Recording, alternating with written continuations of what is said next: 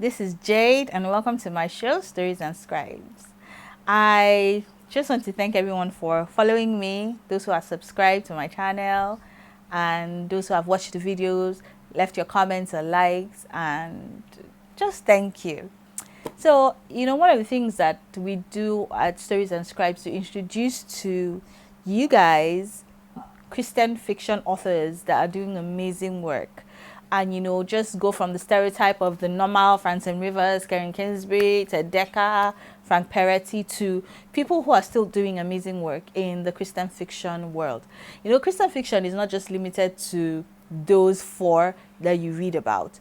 We have political Christian fiction books.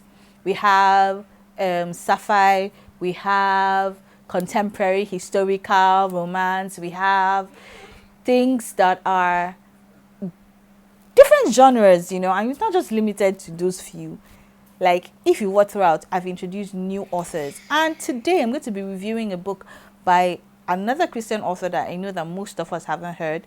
Is Kristin Billerbeck, and she wrote The Theory of Happily Ever After. Okay, so this book was just a very breezy, easy read. It's like a chick flick book, you know what I mean, where you just enjoy a normal book, but it just has in it things that just make for good reading. Okay, so before we go on, let's read the synopsis. According to Dr. Maggie Maguire, happiness is serious science. But science can't always account for life's abnormalities, like why her fiance dumped her for a silk scarf acrobat, and how the breakup sends Maggie spiraling into an extended ice cream-filled chick flick binge. Concerned that she might never pull herself out of this nosedive, Maggie's friends book her to speak on a New Year, New You cruise in the Gulf of Mexico. Maggie wonders if she's qualified to teach others about happiness when she can't muster up any for herself. But when a handsome stranger on board insists that smart women can't be happy, Maggie sets out to prove him wrong.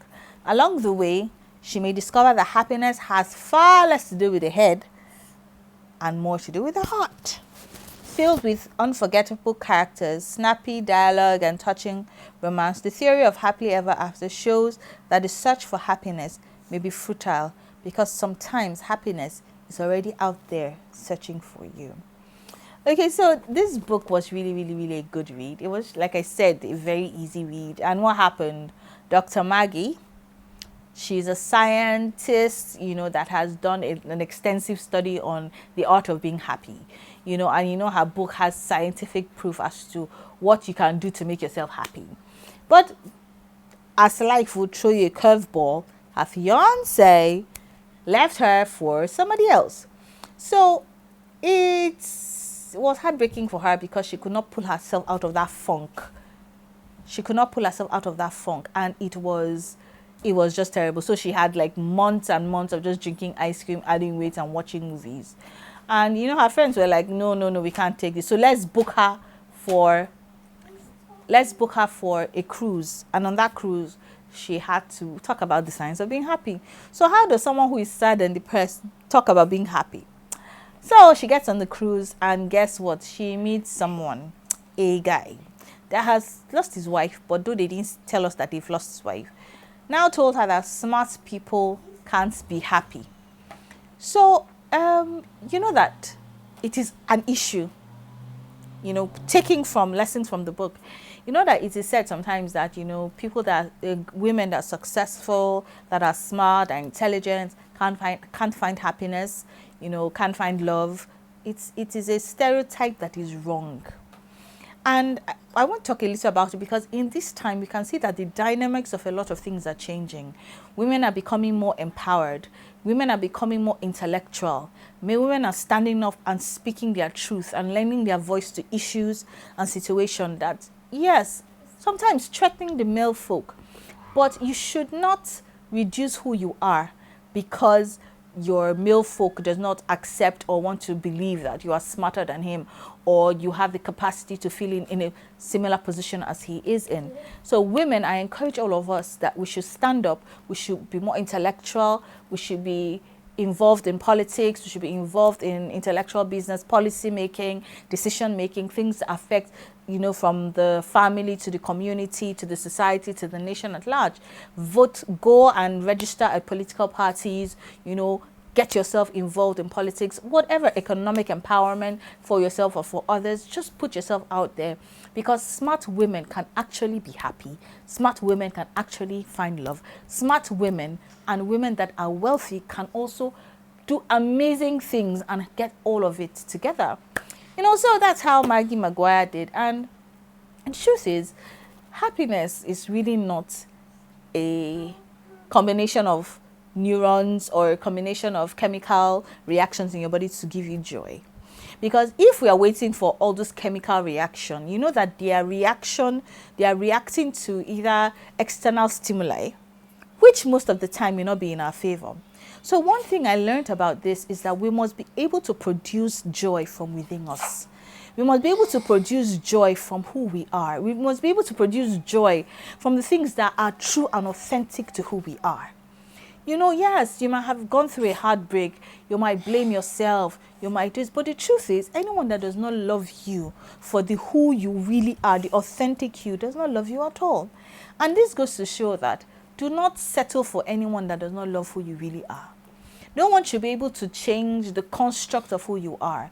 Yes, our characters need to change, or behavioral traits that are not positive need to change. But the core of who you are should never change.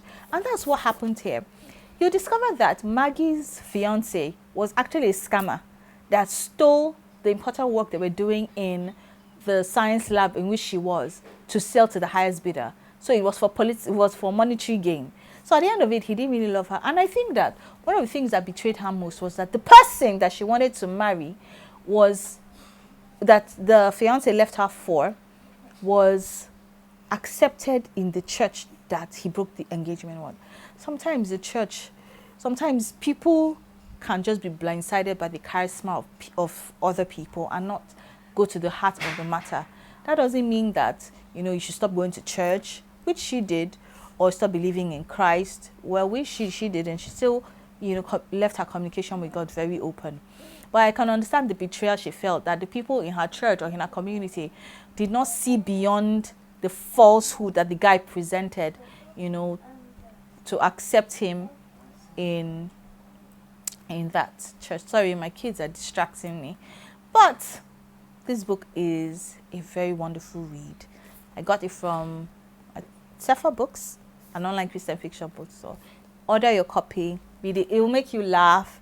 She did some very, very silly things. She went out of her comfort zone just to be able to find herself again. So yes, after a heartbreak, you go through a process of grieving, of healing, but find yourself again and do more, do better, do greater. Thank you for watching. Go get the book. Bye.